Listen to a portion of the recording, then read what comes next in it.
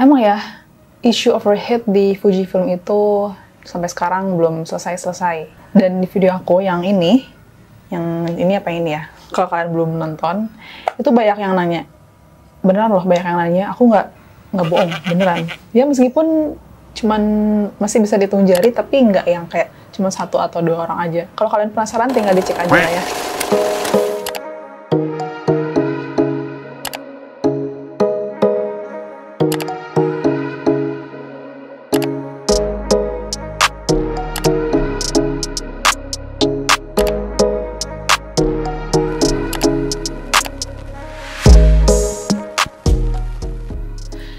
BTW aku ini ada di kamar pribadi. Biasanya kan kalau syuting YouTube itu di kamar sebelah, di ruangan.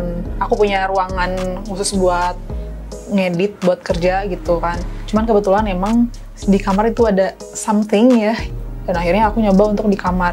Awalnya kayak agak ini kamar aku berantakan dan kurang estetik. Tapi setelah dicoba ternyata not bad. Menurut kalian gimana? Bagusan di kamar aku atau di tempat kerja?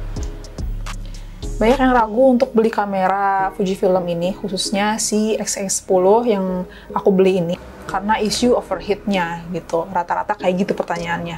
Nah, makanya aku nyobain untuk bikin eksperimen. Aku bakal jawab beberapa komen yang kalian kasih ke aku. Pertama, aku siapin baterai yang udah full charge, 1 baterai. Aku rekam dengan settingan Full HD 200 Mbps. Setelah itu aku tungguin, kita lihat berapa lama icon dari overheat itu muncul di layar. Dan ternyata overheatnya itu muncul di menit ke-13.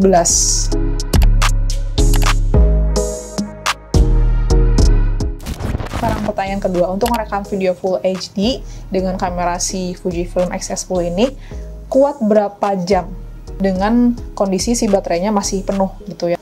Dan aku recording dari awal sampai dia mati ya, mati total gitu. Dan dia itu mati ketika di menit ke-70. Aku juga sempat lihat dari review YouTuber luar pakai kamera ini, dan rata-rata mereka juga baterainya habis ketika di waktu durasi 1 jaman gitu. Dan itu perlu dicatat ya, di dalam ruangan yang nggak ada sinar matahari langsung ke si kameranya.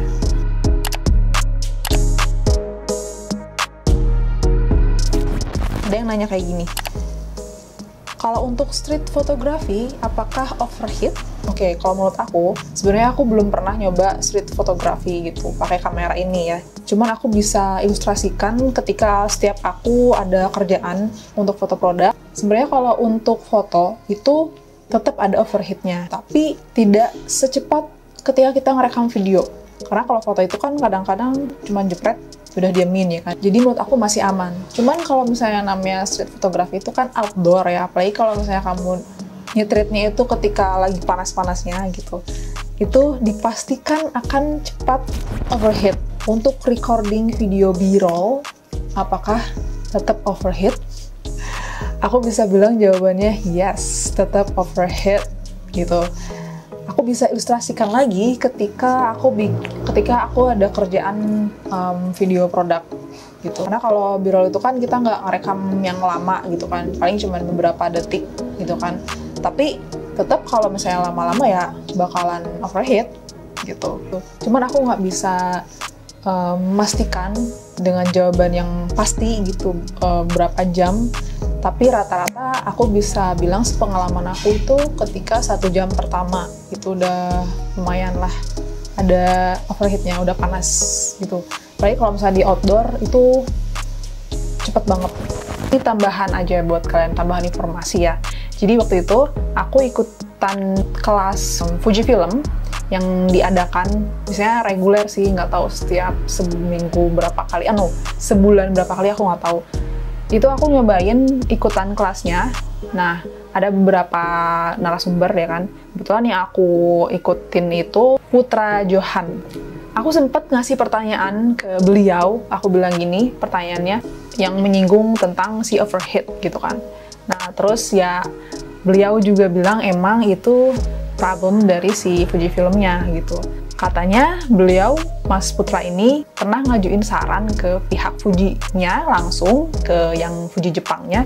Dia bilang, gimana kalau si Fuji ini coba untuk nurunin default si bitrate-nya. Tuh, karena default bitrate dari si brand Fujifilm ini tuh terbilang cukup tinggi dibandingkan dengan brand-brand yang lain.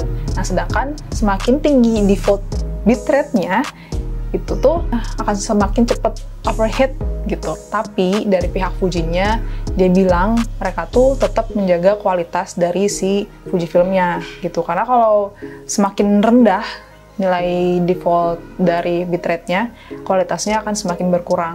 Begitupun sebaliknya. Nah, ini aku sempat ngerekam cuplikan dari videonya. Ya, tapi menurut saya nggak apa-apa kok misalnya teman-teman menggunakan bitrate yang rendah. Menurut saya 50 Mbps sebenarnya sudah sangat cukup gitu ya, timbangan 100 Mbps, jadi tinggal turunin aja Mbps-nya, it's okay gitu. Betul. Oke, jadi sedangkan semuanya mentang-mentang tinggi, ya mungkin tinggiin semua ya, padahal kebutuhannya tidak setinggi itu gitu ya. Ya, gitu. Sesuaikan kebutuhan aja. Nah, Fujifilm itu dia tuh getol banget buat ngadain seminar online, dan itu free, diisi dengan sumber-sumber narasumber ya. Diisi dengan narasumber-narasumber yang emang udah profesional gitu. Kalian tinggal follow aja akun Instagramnya buat tahu info-info update-update-nya kapan.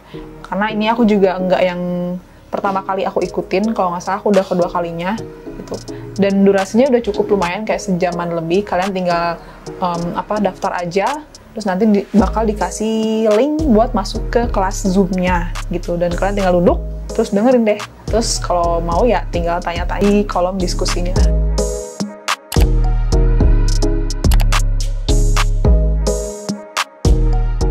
Nah, sekarang gimana nih kalau misalnya kamera cepet overheat? Kayak gimana tipsnya? Yang pertama, gunakan teknik record stop. Kayak video B-roll, nggak ngambil take-nya terlalu lama ya kan. Jadi kalau misalnya kalian udah record, ya udah langsung di stop gitu. Jadi kamera tuh ada break time-nya gitu kan. Yang kedua, usahakan jangan syuting di bawah terik matahari langsung. Kalau misalnya emang terpaksa syutingnya di bawah, di outdoor ya kan, di bawah terik matahari, usahakan kalian minta bantuan teman kalian atau siapapun kalau misalnya kalian punya asisten untuk mayungin. Yang ketiga, ini tips yang terakhir, ganti baterai sesegera mungkin sebelum baterainya mati. Jadi kalau misalnya indikatornya udah merah gitu ya, ini sebenarnya aku udah merah nih. Oke, jadi segitu pembahasan tentang overheat di kamera Fujifilm. Semoga bisa menjawab semua keraguan dan keresahan kalian ya. Nah, kalau misalnya kalian pengen aku bikin konten apa gitu ya, kalian tinggal request aja di komen gitu. Atau enggak ada yang ingin ditanyakan lagi, ada yang belum jelas, atau misalnya ada jawaban dari aku yang misleading, itu yang salah, itu mohon dikoreksi. Karena aku juga pengguna baru dari Fujifilm. Oke, thank you atas waktunya.